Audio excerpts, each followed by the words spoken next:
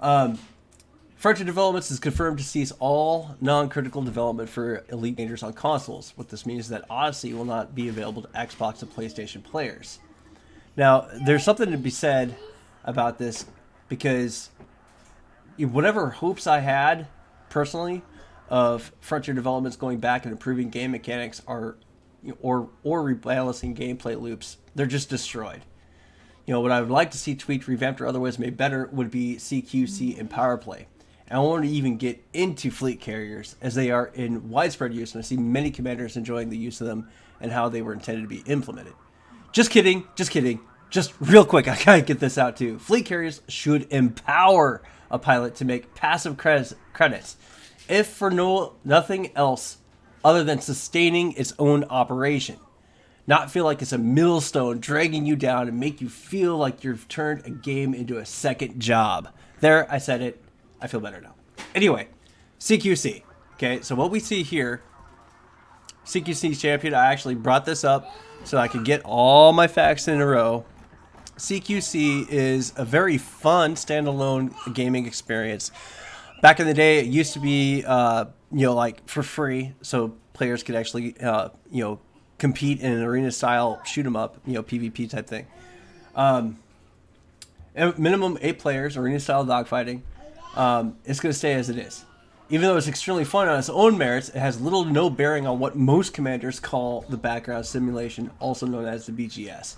Currently, there are 3 different game modes within CQC, which is Team Deathmatch, Regular Deathmatch, and Capture the Flag. Now, the reason why it's not in so much widespread use is because it requires 8 players wanting to play CQC at the same time for it to go and be utilized. The ships that are available to fly is the Federation Condor, which is a ship-launched fighter that you can use in the game proper, the Sidewinder, the Eagle, and the Imperial Eagle. And there's unlockable and customizable loadouts commensurate with the rank that you, as a commander, can gain through gameplay within CQC. Additionally, after a commander reaches rank 50, they can prestige and unlock a permit that allows them to go to the system designated CD TAC 43-11317, which contains a starport called Atlas Orbital. That starport offers a 20 to 30% discount on a number of weapons, modules, and small to medium combat ships. Now, I'd love to see a lot more players play this game, or play this game mode, because it is really fun. It's got that Twitch play. There's the Condor there. There's the different loadouts that you can unlock. Different. There's 3 different loadouts for each one. Prestige rank. There you go. We just covered that. And then how much experience you actually need to get to Elite, and that is an insane amount. And they actually have this down. Now, what I find interesting is that Frontier Developments is actually furthering CQC grindage for Odyssey, which doesn't make a lick of sense to me at all. They did, in Frontier Development's defense, they did try to kick this off, and they actually offered up a $100,000 game purse back in, 2017-ish, maybe? No, here it is. On November 13, 2015, Frontier Developments announced the first official CQC tournament. Qualifying heats were planned for early 2016, which were separate tournaments for PC and Xbox One, with a prize pot of $15,000 split between them. The $100,000 mentioned in the tournament's name referred not to the top prize for the winner, but the total prize budget. Okay, so that was wrong. But it was canceled in 2016 due to delays in changing plans for Elite Dangerous Horizons. Now, while we're on this topic, I'm going to go off script here real quick. When I ended up getting the Seasons Pass for Horizons, that lasted for like 5 years, and they were rolling out. Frontier Developments, give credit where credit's due. Frontier Developments was churning out all sorts of content and updates to the game for free, pretty much. That's the engineers. That's landable orbital bodies. They furthered the game play loop to go out to the Guardian sites, trying to figure out xenobiology and stuff like that. You know, credit where credit's due. It was really well done, but they've dropped the ball with Odyssey. Anyway, moving on along on the script. Power Play. So Power Play has 11 different in-game fictional characters that have their own factions, and their allegiances can be Federation, Imperial, or Alliance. Each faction, if you jump through the hoops and hurdles, will allow you to buy modules that you can't find anywhere else or acquire in no other way. On paper, this sounds fantastic until you take a look at the rewards and the specific modules, and then, for a completionist such as myself, just to say that I've done it, I look at what I have to do in order to have those boasting rights. And I said, no. Hell no. Full disclaimer, I did it twice on my Xbox account and don't plan to do it at all on the PC account, if ever.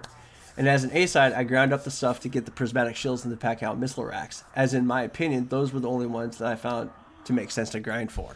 Now let's go and click on the... Where'd it go? Yeah, here we go. Yeah, so these are the power-specific modules. Like I said, you know, the little green prismatic shield Jenny there, pack-out missile racks. Basically, they throw out drunk missiles. You know, there's other stuff that you can grind for, but I just couldn't be bothered to do that. Let's go back one. Yeah. So now there's some players, you know, the cliff notes on Power Play is that you get merits, you know, by blowing up ships, deliver propaganda brochures. If you got a huge cargo hold, this is easy, and you're throwing credits at this. You're buying the brochures, you're delivering them to where they need to go. And then you find out at the end of the week, you lose half of the merits, no matter what. I've said it before, and I'll say it again. This game has redefined the word grind for me. Okay, that's not just in ranks, but it's everything. You know, the gameplay loop. However, I will say this. There are some players that would swear that it helps you. Now, you don't even have to be part of the Power Play. Just by simply looking up, say, where Denton Betrays is, you get 10% off on the Imperial Eagle, the Courier, the Clipper, and the Cutter, which is very nice because the Imperial Cutter is worth like 209 million credits. So that 10% does add up after a while. You know, there's also another example, just, you know, Li Yong Rui. You go to any exploiter control systems, buy this guy, and you get 15% off all in-stock ships and modules. It's nice. A good place would be LHS 20. I have that memorized. LHS 20 is a Li Yong Rui, I believe it's exploited system, and everything in there is 15% off. It's great.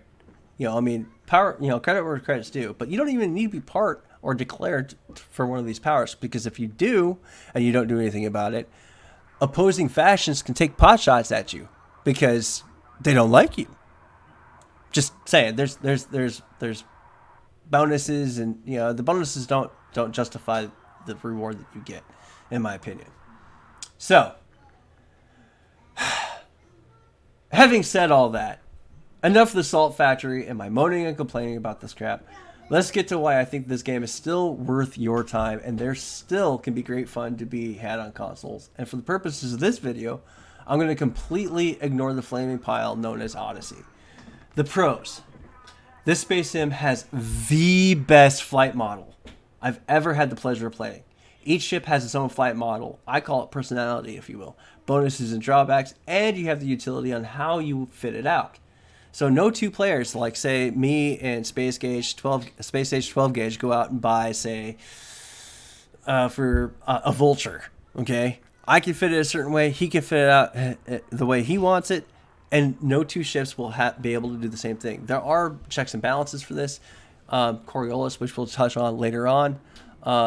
You know, it's like, you know, you click on, what I say, the Vulture. Okay, I mean, you got all the stuff that we could put in. All this stuff. You could change out, okay, well, I want it to be multi-purpose. Why you would do that in a Vulture is beyond me, but hey, say you could. You know, you could do that. You know, make it combat. Sure, why not? You know, and then you can fit out however this wants, however you want it. Let's go ahead and empty all, and just for shiggles, just real quick, put in beam lasers. You know, whatever. And you know, it changes everything. You know, I mean, all the different ships can do different things, and they have certain potential. I mean, you know, you look at nature versus nurture.